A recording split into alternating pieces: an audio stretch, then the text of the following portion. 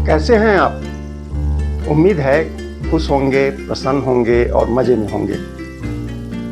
पर मेरा अनुभव कहता है कि आज कई लोग, बल्कि अधिकांश लोग बहुत दुखी हैं, परेशान हैं और अपने जीवन से संतुष्ट भी नहीं हैं।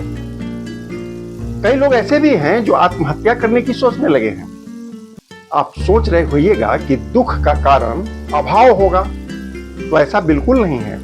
बल्कि हम में से कई लोग ऐसे भी हैं जो आर्थिक और सामाजिक रूप से संपन्न हैं, फिर भी दुखी हैं। क्या आप इनके दुख का कारण जानते हैं? आपको जानकर हैरानी होगी कि मौजूदा कालखंड में कई लोग सिर्फ इसलिए दुखी हैं क्योंकि उनका पड़ोसी मजे में रह रहा है। यानी कई बार पड़ोसी की खुशी दुख का कारण बन जाता है। हम पेशा लोगों की तरक्की यह भी दुख का कारण बन जाता है। दूसरों को अधिक सम्मान मिल जाए, कई बार यह भी दुख का कारण बन जाता है। अंजुमन में आज इसी दुख को एक कहानी के माध्यम से समझने की कोशिश करते हैं। गांव में एक गरीब आदमी अपनी पत्नी और बच्चों के साथ रहा करता था। वह पूरा दिन मजदूरी करता, बावजूद इसके वह अपने परिवार का ठीक से भरण पोषण नहीं कर पा रहा था। एक रोज शाम में जब वह घर लौटा, उसके पास कुछ भी नहीं था। पत्नी ताना मारने लगी। तंग आकर उसने घर छोड़ दिया। अधिक कमाई की चाहत में वह परदेश के लिए निकल पड़ा। रास्ते में जंगल और नदी पार करना था। रात अधिक हो गई थी। नाविक दूसरे किनारे पर नाव बांधकर घर जा चुका था। मजदूर रात बिताने के लिए जंगल के एक पेड़ के नीचे बैठ गया। डर के मारे नींद भी नहीं आ रही थी। मध्य रात्रि में वहां एक महात्मा जी पहुंच गए। दोनों उसी पेड़ के नीचे बैठकर सुबह का इंतजार करने लगे। बातों ही बातों में मजदूर ने अपना पूरा दुखड़ा महात्मा जी को सुना दिया। सुबह होते ही महात्मा जी अपने झोला से एक शंख निकालकर मजदूर को देते हुए बोले, तुम अब घर लौट जाओ। घर पहुंचकर इस शंख को बजाना। इसके बाद तुम जो भी इच्छा प्रकट करोगे सब पूरा हो जाएगा। पर एक शर्त है। महात्मा बोले, शर्त ये कि तुम जो मांगोगे बेशक वह तुमको मिल जाएगा, पर तुम्हारे पड़ोसी को वही चीज 2 गुना मिलेगा। मजदूर बहुत खुश हुआ। सुबह होते ही शंख लेकर घर आ गया। मजदूर को खाली हाथ देखकर उसकी पत्नी फिर बिफर गई। बिना कुछ जाने समझे ताना मारने लगी। मजदूर बड़ा आहत हुआ। शंख को घर में छोड़कर फिर से निकल गया। इधर घर में खाने के लिए कुछ भी नहीं था। मजदूर की पत्नी शंख को बेच देना चाह रही, पर कोई खरीदार नहीं मिल रहा। इसी उधेड़बुन में महिला ने शंख को उठाया और अनजाने में फूंक मार दी।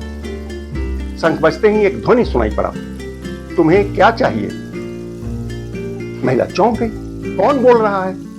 दूसरी ओर से बार बार एक ही आवाज आ रहा था, तुम्हें क्या चाहिए?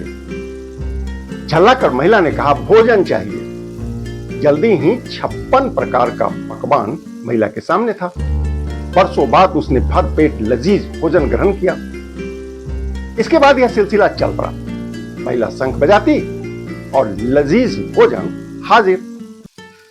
महिला इस बात से अनजान थी कि उसके पड़ोसी के घर में 2 गुना आ रहा है। समय बीतता गया। महिला का लालच भी बढ़ने लगा। अब वह भोजन के अतिरिक्त वस्त्र मांगने लगी, गहना और जेवर भी मांगने लगी। एक रोज महिला ने शंख बजाया और पक्का मकान बना देने की इच्छा जाहिर कर दी। घर में खूबसूरत महल बनकर तैयार हो गए। महिला अपने घर में अपने बच्चों के साथ खुशी खुशी रहने लगी। वह सोच रही थी कि उसका पति कितना बेवकूफ था। इतना बढ़िया शंख मिलने के बाद भी वह दिन रात मेहनत मजदूरी करता है। एक रोज महिला ने खिड़की से देखा, सामने कुआं के मुंडेर पर फटा पुराना और मैला वस्त्र पहने एक बूढ़ा बहुत देर से रो रहा है। उसके पास एक पुराना थैला भी है। महिला उसके पास गई, देखा वह तो उसी का पति था। महिला ने पूछा, आप क्यों रो रहे हैं? अंगोछे से आंसू पोंछते हुए बूढ़े ने पक्के मकान की ओर इशारा करते हुए कहा कि यहां हमारा झोपड़ी हुआ करता। मेरी एक पत्नी और 2 बच्चे थे। आज 1 साल बाद हम परदेश से लौटे हैं। मेहनत की कमाई से पत्नी के लिए वस्त्र और बच्चों का खिलौना लेकर आया हूं। इससे पहले ही आप लोगों ने मेरे जमीन पर कब्जा करके महल बना लिया। अब हम अपनी पत्नी और बच्चों को कहां ढूंढें? महिला बोली, स्वामी, मैं ही आपकी पत्नी हूं। ये महल आपका ही है और बच्चे घर में आराम से सो रहे हैं। बूढ़े ने गौर से देखा। राजसी वस्त्र पहने वह महिला सच में उसी की पत्नी थी। महिला बोले जा रही थी, आपके जाने के बाद गांव में चमत्कार हो गया। आज पूरा गांव खुशहाल है। मजदूर का माथा ठनका। उसने विस्तार से जानकारी ली।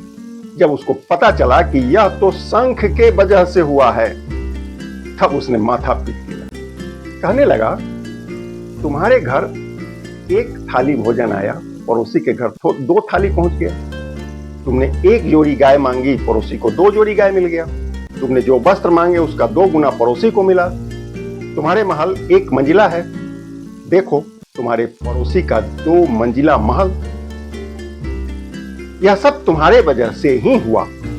फिर भी ये सभी पड़ोसी आज भी तुमको खुद से गरीब और कमतर समझते हैं। महिला को बात समझ में आ गई। फिर से दोनों उदास रहने लगे। कई महीना इसी उधेड़-बुन में बीत गया। एक रोज दोनों ने मिलकर तरकीब निकाली। शंख बजाया, बोला, मेरे महल के 2 तरफ कुआं खोद दो। शब्द के मुताबिक पड़ोसी के महल के चारों ओर कुआं हो गया। मजदूर ने फिर शंख बजाया, बोला, मेरे परिवार के आधे लोगों को 1 आंख से अंधा कर दो। शब्द के मुताबिक पड़ोसी का पूरा परिवार दोनों आंख से अंधा हो गया। नतीजा, तमाम पड़ोसी घर से निकलते ही कुआं में गिरकर मरने लगे। पूरे गांव में चीख पुकार मच गई। इधर मजदूर का पूरा परिवार मन ही मन बहुत खुश था, प्रसन्न था। यानी खुशी संपन्नता से नहीं, बल्कि पड़ोसी के दर्द से मिला। आप इस कहानी का क्या अर्थ निकालेंगे मुझे नहीं मालूम, पर मैं जो जानता हूं वो ये कि मानवता आज कुएं में करा रहा है, तड़प रहा है। हो सके तो इसको बचाने की कोशिश करें। कोशिश अल्प हो सकता है, पर नजीर बड़ा बन जाए तो इसमें कोई हर्ज नहीं। धन्यवाद।